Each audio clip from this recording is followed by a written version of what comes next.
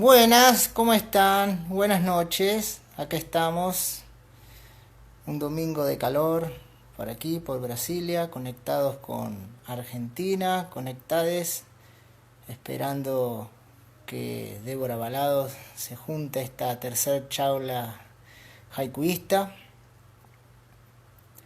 Y ahí está Débora Balado, que apareció y se van sumando personas para poder charlar, reflexionar sobre realizar desde el yo hacia el nosotros en tiempos de cuarentena, haiku y fotografía documental. En verdad es cine documental, pero bueno, Débora también hace fotografía documental y es educadora popular, así que y otras cosas más que no va a estar contando en esta tarde noche de domingo.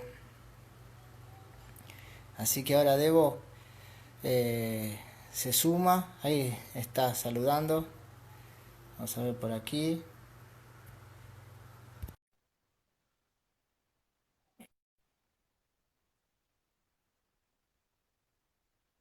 Y bueno, a ver Hola, si aparece. ¡Hola! ¿cómo andás? ¿Qué hace, Debo? ¿Todo bien? Bien, hola a todos los que se van sumando. Gracias Hola. por la invitación. Vamos de a poquito. Gracias a vos. ¿Cómo andás? ¿Todo bien? Bien, acá, tranquila. O sea, está fresco acá en Buenos Aires. Les contamos a los que son de Buenos Bueno, Aires que está en Brasil. Y acá qué hoy es un día bueno. de primavera. Está fresquito, es más un otoño primaveral que otra cosa. Pero bueno, acá estamos como todos en casa. Bueno, y bueno, contá, ya aprovechame para contar cómo es tu casita, que esa no la conozco. Hace ya un tiempo que no voy para Buenos Aires. ¿Cómo es pasar esa cuarentena en tu casita? ¿Hace cuánto tiempo? Y ahora estoy en Mataderos, es una casa compartida, pero está hoy sola la casa, digamos, en esta transición de la cuarentena. Uno de mis compañeros viajó a Mar del Plata con su familia, mi otra compañera está en la casa de su pareja, así que estoy como en una casa grande, sola. Así que habitándola en todos los espacios, entonces me bajé acá al living, como para decir, bueno, cambio un poco el escenario, así como nos hacemos que estamos en una entrevista, aunque estamos entre Claro. casas. Le decimos a todos que no somos familia, pero nos adoptamos como familia, porque hay Claro. varias que se juntaron, pero Sí. bueno, artes nos han unido también. Nos unió la fotografía y las noches plateadas allá hace varios años. Y ya como 8 años, 2012, 2013 fue, o sea, pasa la vida y nos pasó ahora la cuarentena. Pero bueno, Exacto, sí, sí. encuentra acá a la distancia, pero como prácticamente cerquita. Bueno, bueno, justo estaba viendo ayer tu corto documental, Postales de Otoño, y bueno, un poco era la idea intentar relacionar el libro bueno, que hice con Jan, con mis haikus, el haikuista, el espejo, la sombra, la voz, todo ese título tan, pareciera tan grandilocuente, pero bueno, son los capítulos del libro. Y también hablando desde el yo, desde cómo viví toda esta cuarentena, la distancia también, y con los capítulos hablando un poco de la vida, del tiempo, de la muerte y de la memoria, que son los cuatro temas que están en el libro, ¿no? En cada uno de estos personajes. Y bueno, y ahí con tu corto documental, que bueno, que estaría bueno que para las personas que no lo vieron puedas comentar un poquito de qué se trata y en qué circunstancias lo realizaste, ¿no? Bueno, bien, antes de empezar, quería como, yo dije, esto fue una coincidencia, pero pensando, ¿no? ¿Por qué nos unimos también, ¿no? Por el documental, por tus haikus, pensar en la coincidencia que hoy se cumple el natalicio de Violeta Parra, que vos Oh, la mira, registró y al final de tu libro, entonces dije, bueno, hoy vamos a juntarnos por tu cumpleaños, no el lunes, el jueves digo, y hoy nos sí, encuentran a la distancia y como conmemorando, ¿no? De alguna manera festejando el natalicio de esa poeta que te influenció y también nos influencia a todos, digamos, a la hora de crear. Así que antes de juntarnos, estuve escuchando un rato a Violeta, para que, bueno, ya entro como así inspirada de alguna manera y a ver si nos inspira también para poder contarnos. Y pensar, ¿no? Que ella también siempre se contó desde sí, ¿no? Y contó para los otros, de alguna manera esto como siempre, ¿no? Que el otro día te había dicho, bueno, lo personal es colectivo, ¿no? Y dijiste, qué buena frase para empezar. Entonces, Sí, de alguna manera creo que lo que la pandemia no nos atraviesa a todos, pero cada uno con la propia singularidad.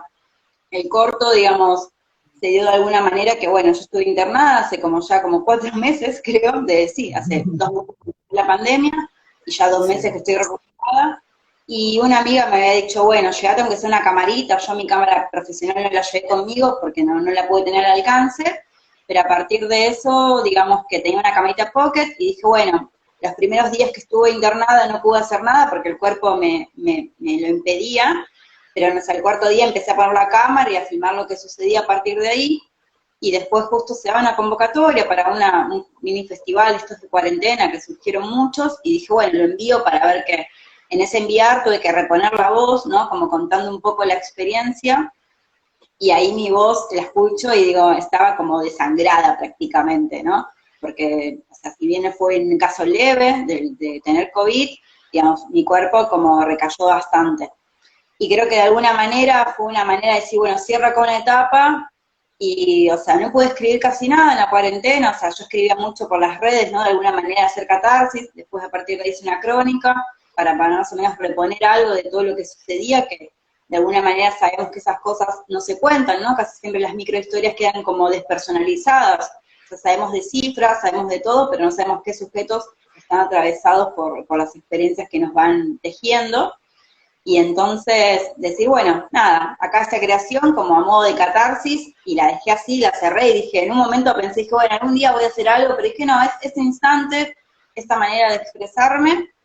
Y ahí también, reponiendo un poco con tus haikus, ¿no? Pensé en el capítulo de la sombra, ¿no? Que traes mucho a la muerte, y también el haiku sí, como presente, y creo que algo de la pandemia, como ese fantasma, ¿no? De la muerte que nos atraviesa todo el tiempo, a quienes es un fantasma en tanto no nos agarra, pero sabemos de muchos que han pasado la situación, que han perdido familiares, amigues y demás del entorno, ¿no? Y cómo empezar a valorar ese presente sin dejar de pensar en el futuro, pero lo que vale es el presente.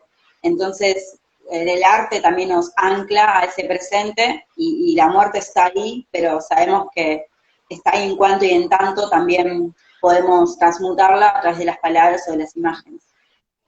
claro, sí, bueno, sí, justo el capítulo de La Sombra que tiene, para las personas que pudieron ver un poco en mi Instagram, caracol.urgente, es el bambú que nosotros utilizamos con Jan, que Jan-Maurice Robin, desde Francia, de París, hizo todo el diseño gráfico, los dibujos. Utilizamos al bambú desde la semilla, desde el bambú en su plenitud, el bambú marchitándose, muriéndose, y quedaba el puñadito de tierra, ¿no? Así.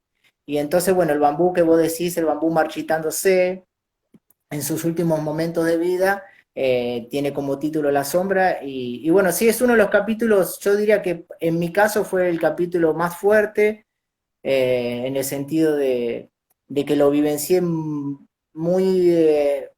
creo que debe ser el capítulo que hablo más desde el yo, sin haber, por lo menos que yo supiera, haberme contagiado ni tenido síntomas, pero pude haber sido tranquilamente, sobre todo acá en Brasil, un asintomático de los millones que hay, que se cuentan.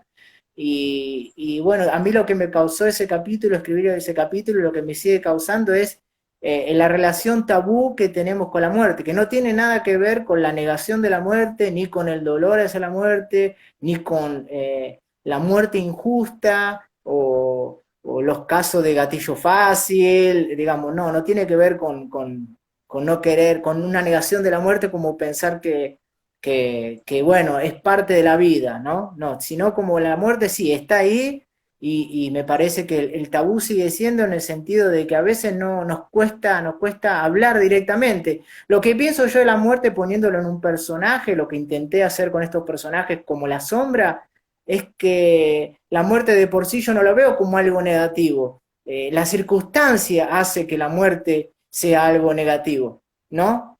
Eso es lo que yo pienso, digamos. En esos tiempos igual, ¿no? La muerte, como yo cuando estuve ahí atravesada, creo que estaba más al expectante de lo que era a mi alrededor, ¿no? Yo decía, bueno, yo de mí no sé qué voy a hacer, pero sí alrededor, ¿no? Como que nunca tuve tan cercana, ¿no? A algo tan así. Y también coincido en esto del tabú, no sé, pensamos en que hoy la despedida de la gente es algo que no se puede realizar y cómo también es Sí, necesario el ritual a veces para terminar de concluir algunas etapas, aunque podemos pensarlos de otras maneras, ¿no? Hay muchas culturas que tienen la muerte, se transmuta de distintas formas. Pero en nuestra cultura la despedida es algo muy importante y hoy en día no se puede realizar mayormente. Hay gente que logra despedirse, la mayoría es que no. Y también pensar en este tabú, no sé, cuando pensamos en las niñas, cómo les contamos a las niñas de algo y lo vamos exacto. ayudando en imagen, ¿no? En, no sé, una estrella, en la luna, en distintos símbolos que van encajando. Y en este momento que creo que es como una muerte renacer la pandemia, yo lo llamo de alguna manera así, ¿no? Y que por ese lado, ¿no? Pensar que volvemos a pensar la herramienta del arte para poder como aprovechar y dar vida a este estado de muerte, por decirlo de alguna manera. Pero también hay que pensar de que, bueno, estamos encerrados y qué mejor momento para crear, y aún así no podemos crear porque como cualquier momento, porque está el mundo en turbulencia, y tal vez de esa turbulencia también tenemos que aprender a poder decir, bueno, ¿qué hacemos con esta turbulencia? También dejarnos llevar, ¿no? Ahí también te decía, Sí, ¿por qué vamos a presionarnos a crear? O sea, también podemos claro. estar creando y en un par de años vamos a crear hablar de esto. No es necesario tampoco hacerlo. Si nos sale como nos salió, porque es una manera de poder también sobrevivir, lo vamos a tener, pero pensar, uy, todos escribamos sobre pandemia, todos saquemos fotos de nuestras casas, todos saquemos fotos de lo que pasa.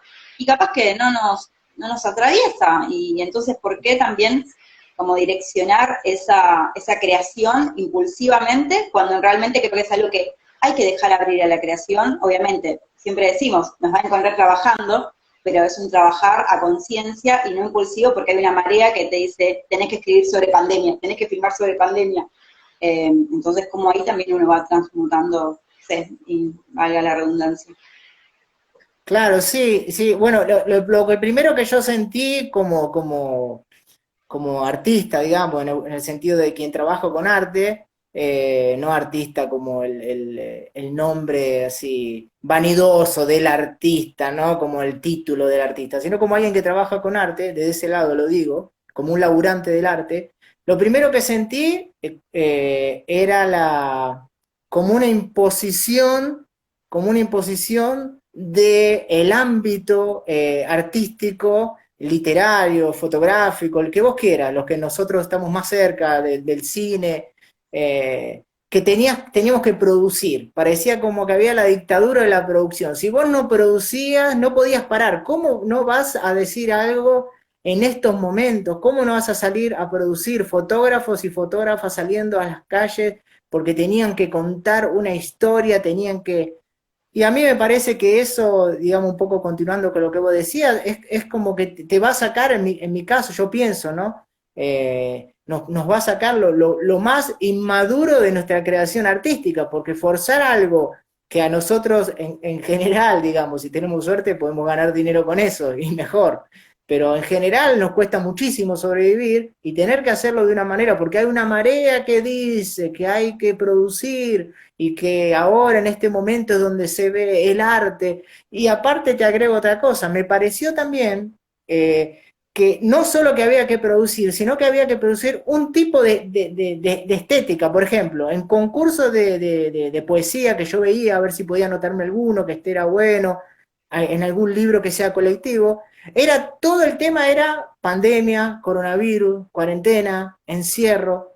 No, pero yo digo, está todo bien, nos atraviesa y es una cosa nueva para estas décadas, nunca lo habíamos vivido, es terrible porque es muy mortal, es como una muerte invisible, eso lo tenemos claro y cada cual, vos, yo y la gente con conciencia nos hemos cuidado y hemos cuidado a las demás personas. Hemos mantenido la distancia, la cuarentena en nuestras casas. Ahora, no se puede hablar de otros temas sin tener que hablar de la cuarentena o hablar explícitamente de la cuarentena o del coronavirus. No podemos hablar de otros temas. O sea, hablar de lo que nos está pasando, pero desde otras palabras. Me pareció que se creó como un deber hacer oficial. Sí, ahí en realidad creo que se deberían haber abierto ambas convocatorias, ¿no? Decir, bueno, todos estamos atravesados, quien puede producir de esto le viene bien también porque hay gente que es más productiva, hay otra gente que quiere seguir hablando de su vida de hace un par de años. Mismo a Cartoon le preguntaron, ¿no? Pensando en alguien que es como grosso en la creación, ¿y por qué no estás escribiendo esto? Y dijo, no sé, yo voy a escribir eso capaz que dentro de 10 años, porque ahora lo estoy viviendo.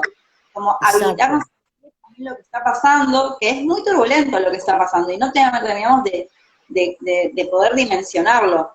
Entonces también seguir como, decimos, bueno, de esta pandemia vamos a salir mejor. ¿Qué mejor vamos a salir si seguimos pensando en los mismos términos capitalistas de que seguir produciendo? Y no porque yo digo, bueno, se va a caer el capitalismo, no voy a ser ilusa, no voy a ser en esa parte, no voy a decir, bueno, se va a caer con algo de esto, pero sí pensar, decir, bueno, de qué manera podemos regular algunas producciones, y más teniendo independencia, que en el modo del arte es muy difícil la independencia, y más creativa, que eso es lo que va a generar nuevos discursos, aunque sabemos, ¿no? Hay ciertos circuitos que son muy cerrados y que van a ser imposibles de poder abrirse grietas, pero en los lugares donde podemos todavía no estamos condicionados, esto también es un buen momento para decir, bueno, yo freno acá el juego y me pongo también a poder experimentar. En este caso, ¿no? Pensando más, volviendo al primer eje, ¿no? De lo documental, obviamente en un par de Claro. años memorias de este momento es muy importante, digamos, los fotógrafos que están saliendo a documentar, o mismo la gente que está documentando, va a ser un archivo increíble, pero tampoco creernos de que todos necesitamos salir a crear eso mismo, porque nos sentimos no frustrados, ¿no? De alguna manera, creo que eso Sí. también es como romper con esa frustración, que ya bastante nos frustra estos contextos, y me imagino que Brasil está más complicado, ¿no? Porque las lógicas de qué manera se llevó la pandemia, digamos, las políticas que se realizaron, no fueron garantistas de la salud por sobre los otros intereses. Entonces, ahí también como abrirnos a poder decir, bueno, estamos también transitando como podemos y llegamos a esto. De paso, saludo a quienes se van sumando, gracias. Sí, Aprovecho el instante. sí, hay varias personas. Bueno, ya pasamos la docena de personas, un montón para esta charla, un montón de gente, re piola. Sí, bueno, con lo que vos decías está buenísimo porque me parece que a veces confundimos la cuestión de tener la individualidad a la hora de crear con el individualismo, como si no hacemos nada, y lo estamos diciendo desde vos, que hiciste un corto documental sobre la vivencia tuya con el COVID, yo que dediqué casi un capítulo del libro también a lo que yo fui sintiendo a la distancia. Entonces no es que tampoco no producimos, pero también me pongo del lado de aquella persona, artista, que prefirió, como vos decías, cartoon. Lo está viviendo, no sabe qué va a hacer, ¿entendés? No es que vos vas al baño y, viste, ya está, lo hiciste, viste, acá tengo el producto, viste. Entonces me pongo también a pensar en eso, ¿no? Como si no es como una imposición y estoy seguro que no va a salir lo mejor de esa imposición. No va a salir, va a No, salir algo apurado, inmaduro, ¿viste?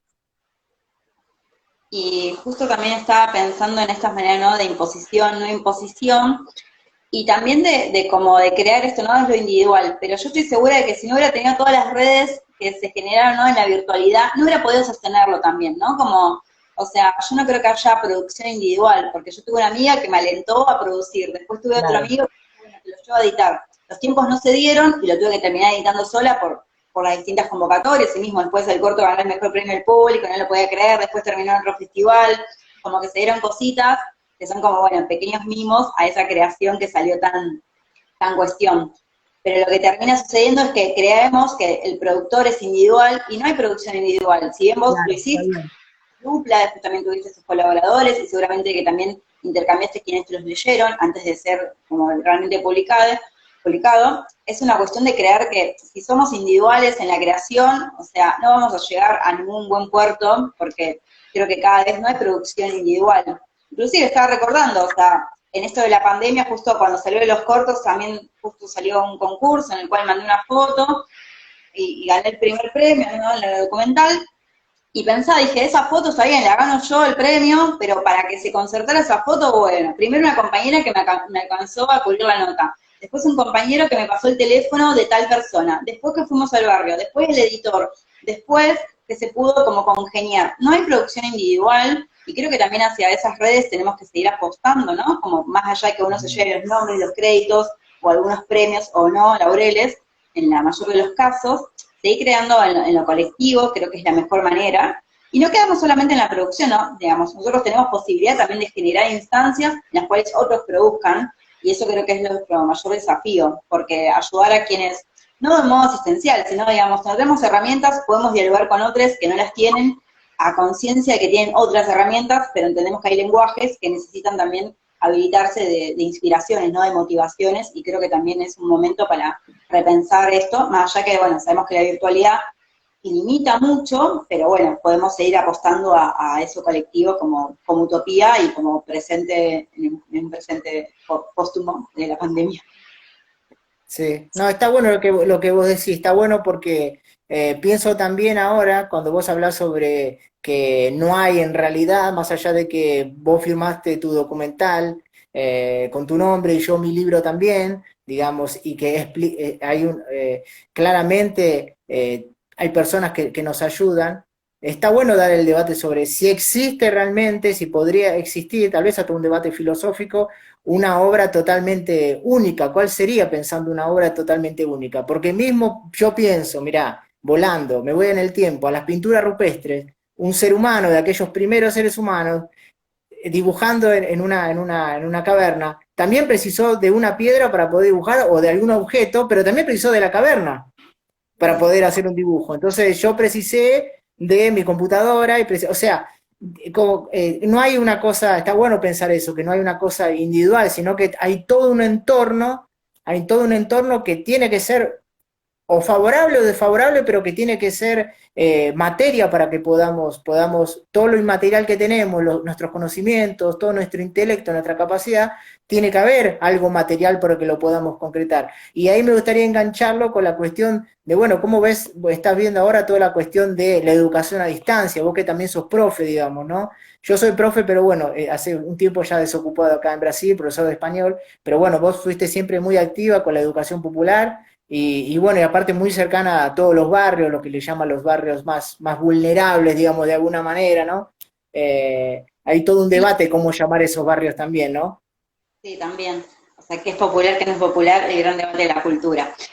Sí, Hay varias instancias para poder pensar qué está pasando ahí, que es algo incierto. Primero, tenemos que saber que hay algo que no está pasando porque no hay conectividad. Entonces también tenemos que sincerarnos en que no todos los pibes están accediendo realmente a esa educación formal. Después hay muchas instancias mismo, voy a hacer una nota en página 2 en la cual decía, bueno, hay muchos docentes que se acercan a las casas, o no sé, ves experiencias en el norte, la que yo más sigo, en los pueblos rurales, en los cuales los docentes llevan los cuadernillos, hacen todo, la verdad, malabares para que las niñas puedan seguir todavía como no perdiendo esa continuidad, pero sí lo que se perdió es el vínculo pedagógico y se perdió también el vínculo entre pares. Eso es algo que, inclusive, se perdió la movilidad del cuerpo, digamos, ¿no? El cuerpo quedó como algo anexado, solamente nos vemos nuestras cabezas y dialogamos, ¿y qué pasa con el cuerpo? Eso es algo que va a ser irrecuperable, se recupera a través de otras experiencias, ¿no? Lo que pasa en la casa, digamos, entendiendo que hay casas que habilitan además a ese cuerpo a desarrollarse y otras casas que limitan, ¿no? Hay muchos niños que conviven en la misma habitación con los padres, con los hermanitos, con sus abuelas, y no también en situaciones de diferencias, ¿no? Como que pareciera que todos vivimos en casas felices, nos conectamos y ya sí, está. Creo que también tenemos que entender que es otra instancia y los adultos tenemos otras oportunidades. A mí la verdad que la virtualidad, en cuanto yo a educación formal, me salvó de un montón de instancias de las cuales digo, no tengo que viajar 3 horas, no tengo que acá, que allá, el vínculo no lo siento tan así que me quebró mi formación, al contrario, me habilitó otras cosas y hay cosas que creo que van a seguir perdurando en esto de la conectividad y de repensar ciertas lógicas entendiendo también que la brecha para algunas cosas se agrandó y para otras se acortó, digamos. sí.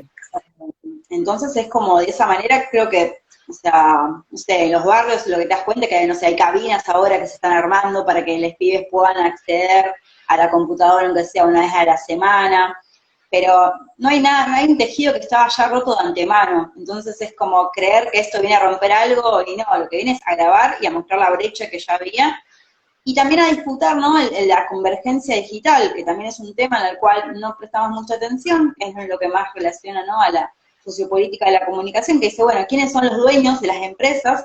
Y cómo también se fue acomodando las instancias de decir, bueno, tenemos el cable, el teléfono, la radio, todos los monopolios que hacen que en realidad esta brecha sea más grande, más allá de las brechas socioeconómicas. Entonces es como un panorama un poco desalentador, para decirlo verdad, ¿no? Pero no hay que perder así las esperanzas y hay que seguir como tratando de generar, ¿no? Desde lo que uno pueda, ¿no? Desde WhatsApp, incentivándole, yendo a las casas en lo que pueden, o proponiendo también de las radios. Las radios hoy en día resurgió, ¿no? La radio es algo que tiene más de 100 años y sigue todavía vigente, y más en estos tiempos mucha gente volvió a escuchar la radio también para desconectarse un poco de las pantallas y poder imaginar un poco más. Sí, bueno, vamos a leer algunos mensajes. Tenemos el mensaje de Soledad G. La virtualidad hace imposible mirar para el costado en temas de la brecha digital. Tal cual. Y Y sí, sí, como y sí. que ahora nos damos cuenta que era algo que es un derecho y que como tal debería ser un derecho, la comunicación es un derecho humano, o sea, se viene a Claro. discutir eso y como tal la información sabemos que es poder, y en ese sentido también hay que seguir como, no solamente como algo unidireccional, sino también empoderando para poder aprender a leer y también aprender a producir. Creo que eso también es una gran, una gran deuda en Argentina. Sí, sí, yo también creo, hablando sobre la cuestión de la comunicación como un derecho humano, me parece que por lo menos en Argentina, yo creo que la mayor países del mundo, pero bueno, yo viví en Argentina y hace ya unos años largos que vivo en Brasil. Me parece que nos cuesta encontrarle el lado positivo a la tecnología. Yo creo que lo hay, lo creo que lo hay, creo que esto que nosotros estamos haciendo es algo positivo, creo que la posibilidad de comunicarte con otra persona a otro lado del mundo, poder estudiar, poder acceder a materiales de estudio, poder, nada, hablar con tu familia, lo que me pasa a mí, hablo con mi familia, no los veo hace casi 2 años, pero Uy, por lo me menos puedo colgaste, hablar. Javi. Así que me parece eso, pero me parece que no nos pudimos acostumbrar, me parece, no pudimos acostumbrar, no pudimos todavía encontrarle la vuelta, porque a veces parece que nos pasamos de mambo, no sé si será que estamos en cuarentena, pero a mí me pareció que no. ¿Ahí? ¿Me escuchás ahí? Ahora sí, te escucho.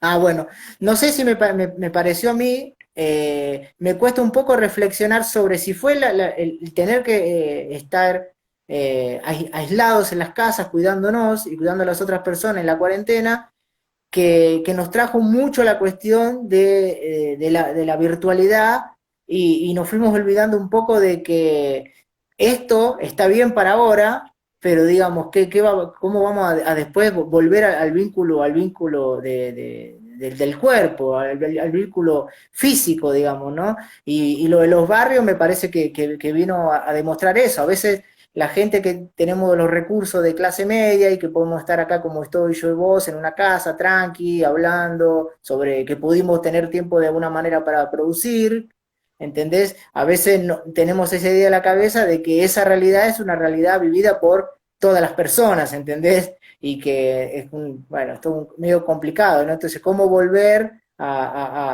cómo hacer una utilización más sana de la tecnología y sobre todo las redes sociales, ¿no?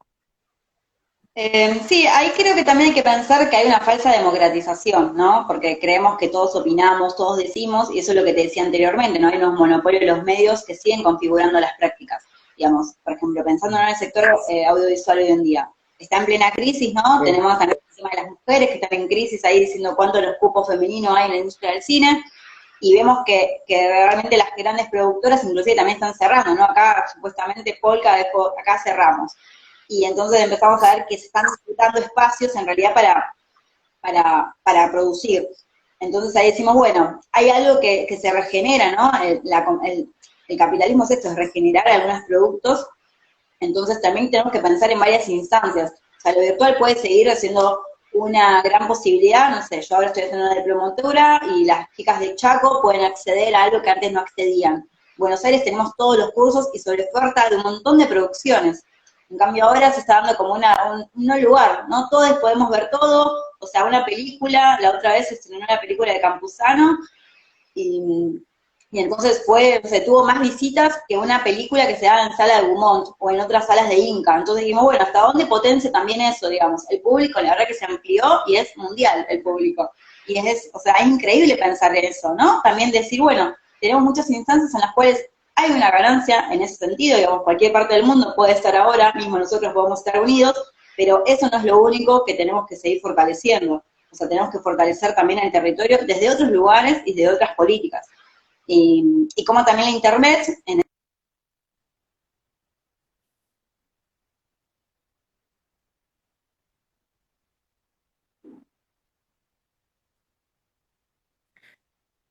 A ver, Internet, si la está boicoteando Débora, Internet. Te estaba algo que boicoteando Internet. Estabas hablando de Internet y ya te estaban boicoteando. mismo hay que tener cuidado con las redes, que inclusive Nos están mirando, nos están observando, nos están escuchando. Los grandes monopolios. y bueno, la tuve confusión en la piel morena, algo recuerdo, pero estoy pensando en estas maneras, ¿no? Como algunas producciones pueden expandirse un montón, entonces también saber aprovechar de eso, no enojarnos, digamos, sabemos que la tecnología no es buena ni mala, sino que es una construcción en la cual el hombre va a determinar según también intereses económicos, financieros y sociales y políticos. Entonces hay que seguir potenciándolo y no renegar. Sí, decir, bueno, no queremos perder el vínculo, que son otras cosas, digamos, por otra manera. Ahí digo, estoy diciendo abajo Internet, pero él no tuvo Internet durante mucho tiempo y se colgó del Internet, lo sabemos. Entonces, pero bueno, es seguir como pensando creo que en varias instancias y no perder de vista la construcción en los barrios y lo territorial. Porque, no sé, estuve analizando bastante, ¿no? Lo que pasaba con los movimientos feministas y decimos, bueno, las redes parecieran que el 8M lo impusieron, el Me Too, no sé, el paro internacional se pudo, pero si no hubiera habido previamente una organización territorial, esas cosas no hubieran expandidose, porque sabemos que las redes ayudan si hay algo detrás en la cual se pueda sostener. Hoy en día inclusive, digamos, no sé, ahora hay marchas virtuales, y esas marchas virtuales existen en tanto hubo gente que se organizó previamente y que tiene su conciencia, su posición política, ideológica, y a partir de ahí va a poder mover. No es algo que de las redes surge porque se evapora las redes. Hay una creación posterior Claro. que son alianzas territoriales. Sí, bueno, ahí también hay un yo que se suma, por ejemplo, el movimiento feminista de los movimientos más transversales en Argentina en los últimos años, es el que ha sido muy transversal, digamos, ¿no? No ha quedado sectorizado en un sector, sino va bastante de un sector de izquierda hasta personas hasta, de hecho, hay gente que lo ha votado a Macri, digamos, mujeres, y sin embargo han estado de acuerdo con la despenalización y la legalización del aborto, me parece. La cuestión es también, ahí hay un yo que claramente en el movimiento feminista del 8M, ni una menos, se ha hecho de un yo a un nosotros, a un nosotras, pero también acá en Brasil lo que pasa mucho es que hay un yo que queda en el yo virtual, hay mucha militancia virtual, hay como un conformismo bueno, ya hice mi parte, hice mi aporte, hago un me gusta, hago una publicación, pongo un hashtag o como sea, y me parece que ahí sí hay un límite de lo virtual. Digamos, si lo virtual nos va a servir, como decíamos, para potenciar todo un trabajo territorial y un movimiento, ahí me parece que es una tecnología como herramienta, pero si nos va a meter para adentro y pensar que porque pusimos un me gusta o compartimos una publicación, ya estamos haciendo un aporte, estamos haciendo un aporte, pero no es un aporte que si después nos vamos a la calle, no va. De todos los movimientos, en Argentina también se ve esa cuestión de, más ahora, más que antes, pero pensando antes de la pandemia, también estaban esos militantes virtuales, esos trolls, que no van a salir de su casa ni de su escritorio jamás en la vida. Pero creo que hay como distintas instancias y también saber, ¿no? Con quiénes vamos a dar debate y con quiénes no, y para quiénes realmente vamos a dar pelea. Yo creo que también hay que ahorrar energía y tampoco salir a disputar con todo el mundo. Yo digo, bueno, voy a recargar mis energías, voy a debatir por 5 horas con los trolls ahí en mi muro, y no, yo no tengo más ganas, ya deposito la energía para producir otras cosas, o directamente tener libre el tiempo y estar mirando una película, aprovechar el ocio, ¿no? Porque siempre está produciendo. Pero, y ahora retomo algo que dice acá Diego, dice, las redes como el territorio, es un territorio, claramente, donde se disputan también sentidos, es un territorio que ahora está en convergencia con el territorio más, inclusive ahora nuestras privacidades están en el mundo virtual, ahora todo pasa por acá, donde también nos exponemos, pero no dejamos también de tener nuestras posiciones, intereses, actores que tenemos más poder o menos poder, y seamos en donde también salir a disputar las cuestiones. Pero creo que, no sé, hay cosas que no se disputan en un Facebook personal, ni se disputan años luz, o sea, las cosas se disputan en otros lados y después bajan como, sí, acá damos el lugar como sí. Por eso decía también en creer en esa falsa democratización de las voces, ahí es donde yo creo que falta mucho más herramientas, no porque ahí se crea en la aguja hipodérmica, ¿no? Porque siempre hay toda una cuestión de diciendo que la gente no puede leer, la gente se cree todo lo que ve, o acá el gran discurso, la gente cree todo lo que ve TN.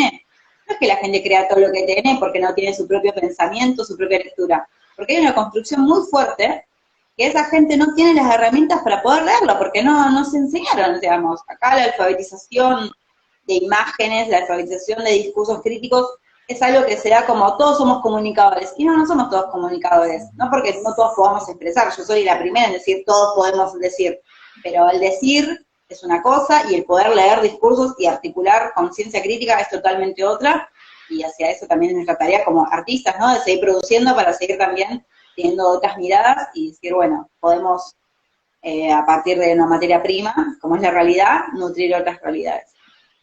Sí, total, sí, total. Y yo, ya que vamos a ver un poquito de cine, ¿cómo fue la repercusión que tuvo el corto, Postales de Otoño? Me habías dicho ganaste un premio. El público, ahí como que llegando por todos lados, llegó como a 2 festivales de cuarentena, más como, porque bueno, era también así como muy casero el documental, yo mismo le había dicho a Campuzano, ¿no? De que le digo, me dijo, ay, che, qué bueno que pudiste hacerlo, y le dije, sí, José, lo que me pasó es que lo hice así con una cámara pocket, cero técnica, me dice, bueno, si con nada pudiste hacerlo, quiere decir que tenés algo para decir. Y yo siempre aliento también a no a ese decir, aún no tengas las herramientas profesionales. También aliento a que hay que producir con cierto nivel de profesionalidad, y para eso también fomento a que hayan fondos para la producción. Y entonces, bueno, el corto pasó por los 2 festivales, digamos, después quedó también anclado en una nota que escribí, una crónica, ahí que se le publicaba en la Pacurondo, está en YouTube, digamos, Sí. a partir de uno pone Postales de Otoño y lo encuentra el corto. Es un corto de 4 minutos en la cual relata un poco mi aventura que tuve por la clínica, en ese entonces uno teniendo síntomas, a uno respiratorios, problemas respiratorios, a uno lo internaban, entonces también ahí como qué pasó en mí a partir de que me enteré que mis padres también estaban contagiados, y eso repercutió muy fuerte, ¿no? Y ahí volviendo a tu haikus, ¿no? El tema de la sombra, que yo dije, cuando leí lo de la muerte, dije, wow, cuán a veces el presente nos trae la muerte cercana y cuánto nos asusta, y el pánico, más la soledad, ¿no? Porque ahí era, bueno, yo estoy sola, ellos están soles, ¿qué hacemos con todo esto? Y no poder hacer nada, ¿no? También como siempre digo, bueno, este tiempo nos enseña la paciencia, la resiliencia, son cosas que tenemos que capitalizar estos tiempos. Y bueno, quedó ahí, fue como una catarsis que pudo concluirse, y a veces creo que es bueno como cerrar, ¿no? Procesos, y lo pude cerrar de esa manera. No quiero saber más nada de esto, o sea, pasemos a otro tema. Necesitaba como sacarlo y terminar. Sí, Ahí y está. repercusiones que más allá de los festivales, digamos, cuando vos lo compartiste por las redes, gente amiga, compañeros, ¿cómo fue también? ¿Se sorprendieron? ¿Alguien vivenció algo parecido? ¿Se sintió interpelado en la vivencia? Más me dijeron es que como en ese momento no se sabía mucho qué síntomas UNE tenía, ¿no? Como esto pasó a fines de mayo, el corto se dio a conocer a mitad de junio, más o menos, todavía era como tabú, por decirlo de alguna manera, ¿no? Porque salían los números, salía el oxígeno y salía que estabas internado y que te morías. Eso era el COVID, ¿no? Tenías COVID y tenías todas esas cosas. Entonces Claro. era como, era pensar, uy, che, la verdad que no me hubiera imaginado, dice, yo también hubiera estado muy mal si mis padres a mí le hubieran pasado algo, ¿no? Porque mi mayor preocupación fue esa. Yo después volví a tener una recaída de COVID y no estuve tan mal, porque la cuestión fue que, o sea, ya no tenía el miedo de mis padres, ¿no? Ahí eso que decía, lo que me rondaba era la muerte, y ya decía, bueno, si a mí me pasa algo no me voy a enterar, decía, para tener un poco de ánimo. Eh, pero sí, fue más que nada decir, uy, Debbie, todo lo que pasaste. Y yo ahí dije, ¿no? Volviendo a lo personal es colectivo, o sea, esos días, o sea, me tuve llamadas de amigues, de amigas, de todas partes, todo el mundo, gente que ni me conocía, también me escribía por las redes, porque yo siempre escribía, ¿no? Como daba mis postales, por eso quedé como postales de otoño, daba mis postales de sensaciones que tenía, y de decir basta, el mundo se acaba acá para mí, y al otro día estaba recontenta porque parecía que tenía mejorías y después volví a estar atrás, ¿no? Como así 2 meses estuve, así que fue un proceso largo y mientras tanto iba contando y decir, uy, che, mirá por lo que pasaste. Como mucha gente diciendo, qué fortaleza que tenía. Yo dije, no sé, qué sé yo, o sea, hice lo que pude. Como, y siempre agradecida de todo es porque creo que sin esa contención, aunque sea no en la virtualidad, cuando uno parecería que no es nada, es un montón. Así que siempre agradecida y demás. Sí, bueno, acá nos hacen un comentario, otro más. Las tecnologías permiten las tecnologías permiten, pero nosotros y nuestra organización son clave. Pienso en el trabajo docente y padres para sostener la educación en pandemia, más allá de las plataformas habilitantes. Bueno, es un poco lo que veníamos hablando antes, totalmente de acuerdo, ¿no? Digamos, ahí se da una buena utilización, bueno, de las tecnologías también, ¿no? Y ver de qué manera los docentes y las docentes pueden continuar ese nexo con los alumnos y las alumnas, ¿no? También pienso en los padres y las madres que perdieron el trabajo y tuvieron que volver a las casas para cobrando el subsidio, y también pienso en el trabajo otra ventana para poder también mirar y pensar el trabajo en casa, ¿no? También es Ahí bastante. la cuestión que lo que la pandemia pasó no era, bueno, quédate en casa y cómo nos quedamos en esa casa. Y yo mismo también cuando hice el corto dije, bueno, yo soy una privilegiada, tengo ver social, terminé en la clínica, después de la clínica no me faltó nada, tenía amigas, familia que me decían, Debbie, lo que necesites, tenés todo, ¿no? Mismo el corto también terminé ahí con mi primo emocional, Sí, diciéndome lo que necesites, la primera en la mano. sí, Y bueno, cuán importantes son también las redes, vuelvo a insistir, digamos, y esas sustento. Yo, o sea, pude estar ahí porque tengo un trabajo, porque después pude comer porque tengo un sueldo, y esas cosas tampoco darlas. Se vuelven como a veces uno siente que es un privilegio, pero es un derecho, ¿no? Y tenemos que claro. seguir luchando para que todos puedan tener un salario mínimo, aunque sea, y también un trabajo primero y principal. Sabemos que la pandemia arrasó con eso, por una cuestión también de salud, y que bueno, ahora estamos en una nueva etapa en la cual aparecería que el virus, no sé, que hay algo en el aire, que yo digo que debe estar transmutándose, no lo sé, pero hay algo de nueva adaptabilidad, ¿no? Que con cuidados podemos estar como mejor llevando a la situación, dando cuenta que también tenemos que ser conscientes de que esto no terminó ahora. Entonces, es decir, bueno, ¿de qué manera nos vamos a readaptando? Pero es fundamental, ¿no? Las cuestiones económicas es lo que va a habilitar a que alguien pueda hacer algo o que no pueda hacer algo y que la verdad que ni pueda pensar en el estudio. Yo tengo pibes que me dicen, ¿qué voy a pensar si no puedo ni comer? Mi mamá está sin trabajo acá. O sea, o niñas abusadas, ¿no? O sea, ¿cuántos índices de niñas abusadas hay también en estos tiempos? Las violencias de Sí. mujeres, ¿no? ¿Cuántas mujeres no tienen a dónde irse y se tienen que quedar encerradas con hombres que las están violentando? Y que bueno, se van generando las políticas, pero sabemos que no alcanza, pero bueno, hay que seguir ahí como en esa línea de pensar todo en ese global, digamos. Sí, bueno, un poco lo que hablamos hace un rato, ¿no? No creer que nosotros y nosotras que tenemos una situación económica, vamos a decir, privilegiada, una casa y conectividad, que todo es así, ¿no? Si no, se cae también un poco en este discurso que hace ya unas semanas vienen batiendo parches a esa derecha macrista de la meritocracia, ¿viste? No, bueno, pero si vos te esforzás, entonces vas a tener tu trabajo y te vas a comprar tu casa y vas a tener tu familia, el perrito, el gatito, el nene, la nena, el auto y las vacaciones en Pinamar, ¿viste? Está esa cosa también que el sistema le da oportunidades a todos, ¿viste? Solo te tenés que esforzar, ¿viste? Al que madruga Dios lo ayuda, ¿viste? Y me parece Tal que cual. la pandemia para los que quisimos ver o queremos ver, me parece que lo que demostró es eso, este sistema no le da la mano a todo el mundo, ni, digamos, para que este sistema funcione precisa de ese batallón de desocupados y de pobreza también, ¿no? Y ahí hay un punto que sería bueno también poder dar el debate, ¿no? Sí, o sea, yo creo que por eso mismo, o sea, cuando tenemos la posibilidad nosotros de crear, estoy pensando también, ¿no? ¿Qué va a pasar post pandemia? Porque bueno, yo estoy como ya un pie fuera de Buenos Aires, ¿no? Viendo mi futuro en Salta, estoy ahí como ansiosa en que abren la frontera, estoy todos los días mirando ahí. Entonces yo decía, una vez me preguntaron el año pasado, bueno, ¿y por qué? El año pasado para esta altura estuve en Humahuaca dando unos talleres de fotografía. Y una profesora de acá de Buenos Aires me dijo, ¿por qué querés darlo allá? Lo puedes dar acá en el conurbano. Le digo, yo ya vengo dando talleres en el conurbano. Quiero ir a ver otro lado donde no seamos 20.000 fotógrafos dando talleres, y si vienen en Humahuaca hay Claro, fotógrafos, pero capaz que tienen menos claro, recursos para poder verlos como yo los podía dar con otras cosas. Y no por pensar bien o mal, sino porque seamos conscientes que Buenos Aires tiene un montón de recursos, más que cualquier otra parte de Argentina, porque es un país muy centralizado. total, Y bueno, totalmente. dije, bueno, ahora Salta, tengo ganas de explorar otra cosa, necesito bajar el ritmo de Buenos Aires. Y yo decía, está bien, yo voy a registrar, ¿no? En las comunidades, es como mi mayor trabajo ahí, pero con quien vengo hablando, digamos que es un compañero cual me está abriendo las puertas para irme allá, yo le digo, mira, yo lo que quiero es también generar instancias de producción, le digo. O sea, a mí no me sirve de nada venirme con un libro de una comunidad si la comunidad no puedo también aprender a leer y aprender a producir imágenes.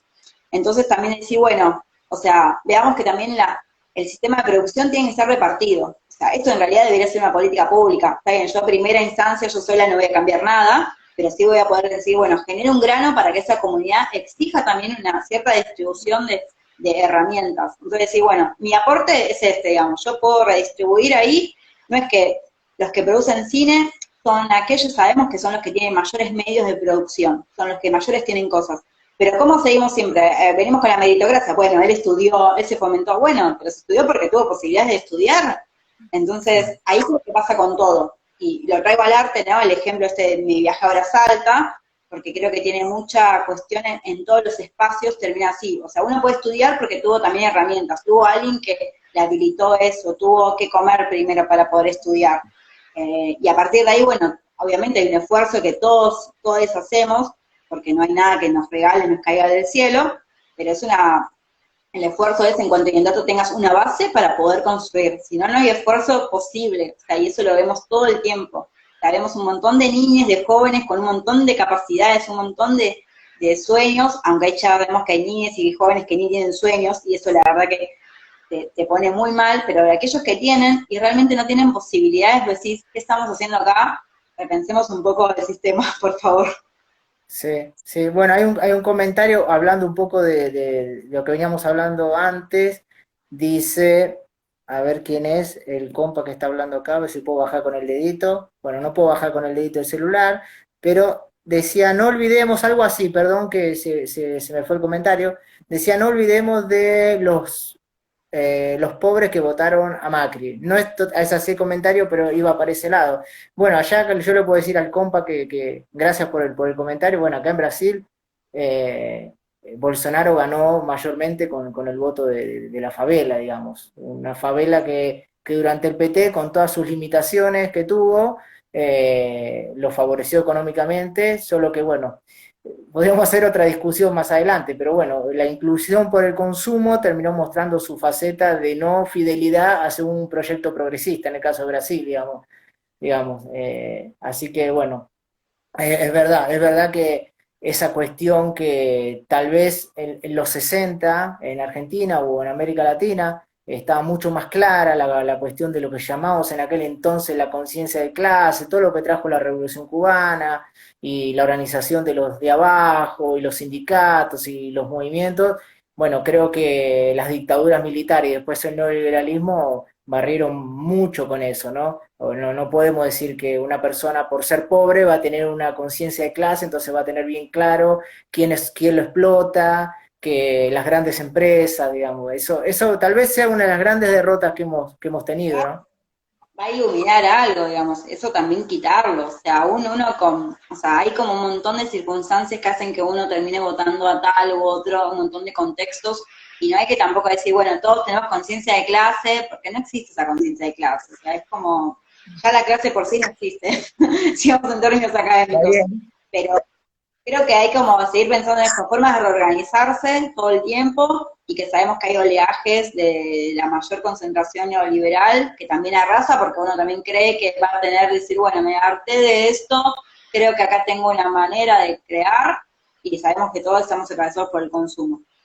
Pero bueno, queda batallar sentidos, la batalla es cultural, cual decían, y la Sí, batalla es haciendo y no solamente reproduciendo, ¿no? Ahí nuestro rol de hacedores de la cultura, tenemos que seguir promoviendo espacios de lecturas y espacios de promoción del hacer, ¿no? Porque en Buenos Aires tenemos una cultura muy de lo masivo y tenemos como la cultura popular como por fuera, pero tenemos que seguir aspirando a crear más ahí, como desde ese lado. O mismo, llevando a nuestras producciones a abrir debates, ¿no? Como mismo tu haiku, llevarlos a otros lados, mis fotografías, mi documental también para poner a debatir, ¿no? Con otras miradas y poder seguir creando. Creo que es eso lo que podemos mínimamente hacer de este mundo, abrir, ¿no? Un poco de ese nuevo bambú que aparezca, Claro, hacerlo así. sí. Sí, bueno, voy a aprovechar unos minutitos unos minutitos, no, nos quedan poquitos minutos, así que un minuto voy a aprovechar para tanto que hablamos del capítulo de la sombra del libro. Bueno, acá tengo una compu chiquitita para leer unos haikus justamente hablando de lo que fui vivenciando con el tema de la sombra, de la muerte y de cómo lo plasmé en el libro con los haikus. Bueno, voy a leer dos, tres haikus. La muerte llegó, como un viento frío, libre de culpa.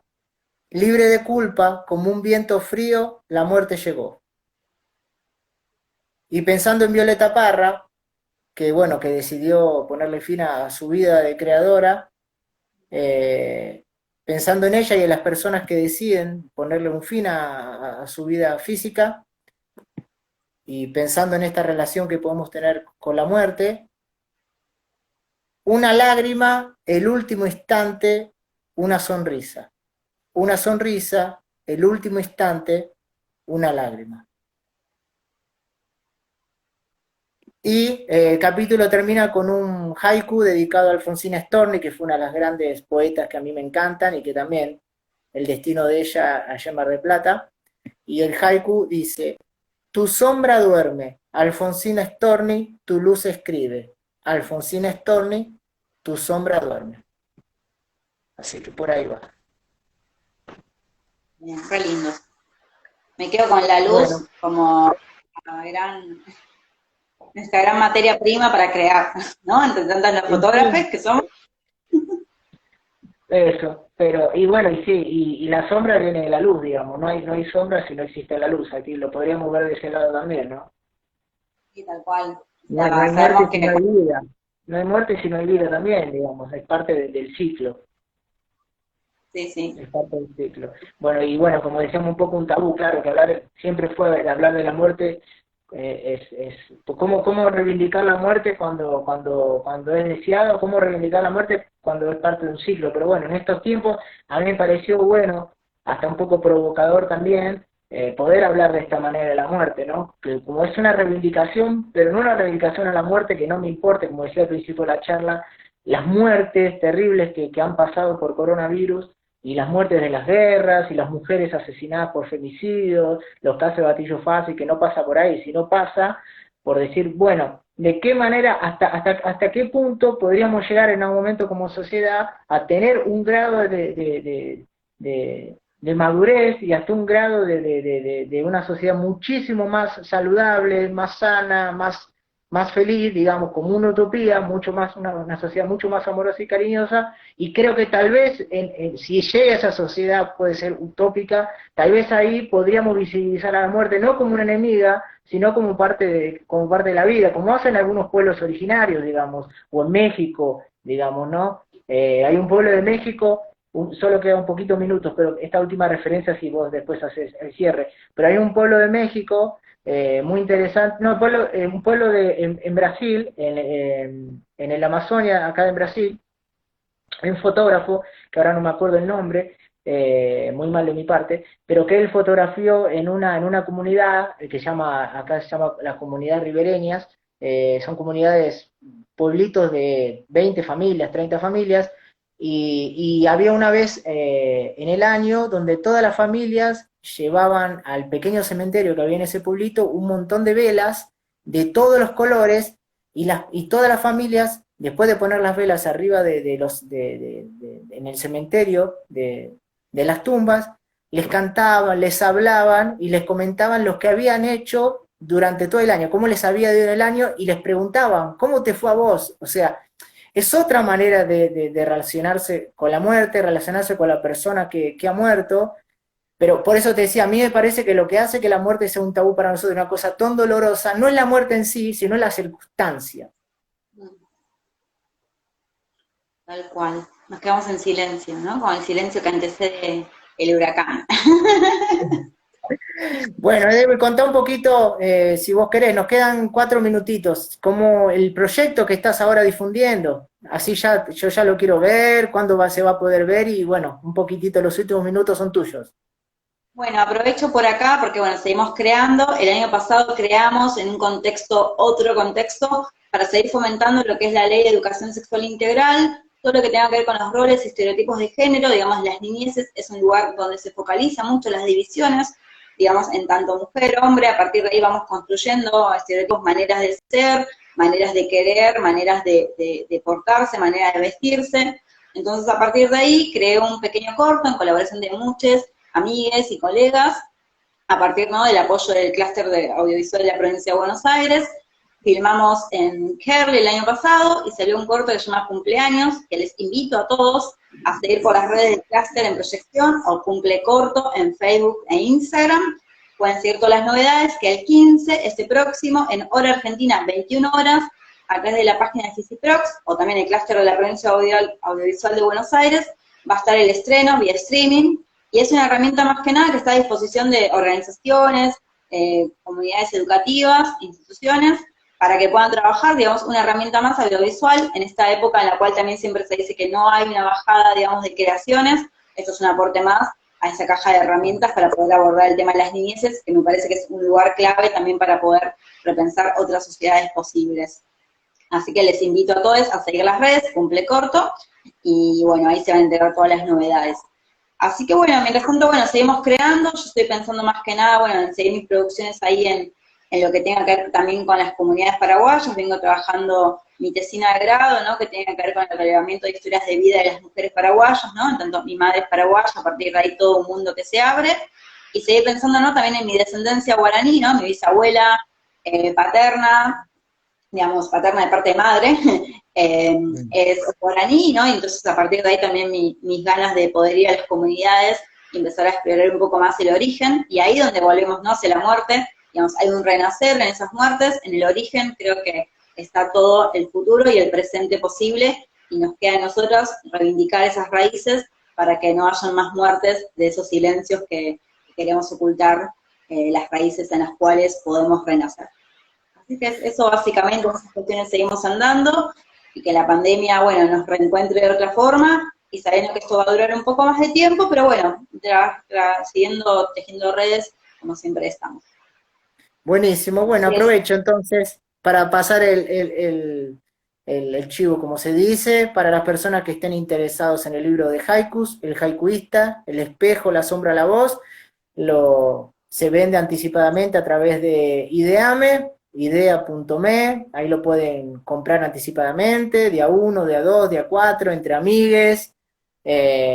Lo vamos a imprimir en la gráfica cooperativa El Zócalo, les acompañé desde el Zócalo a apoyar a las gráficas cooperativas, y bueno, y mientras más libros podamos imprimir, que nuestra idea, nuestra meta son 200 libros, bueno, podremos donar el 10% a bibliotecas populares, así que nada, van a Ideame, y bueno, buscan libros de haikus, y bueno, si pueden colaborar, les agradecemos muchísimo. Otro proyecto autónomo independiente. Y bueno, ya nos estamos yendo. Prima, fue un Gracias por el placer. encuentro, qué lindo. Así bueno, seguimos en las redes y bueno, esperemos que nos podamos encontrar próximamente. Así que bueno, gracias a todos los que siguieron ahí en las redes, Sí. bajar acá la parada hoy. Y bueno, seguimos ahí como siempre creando y construyendo, y también viviendo un poco más el ocio, por favor.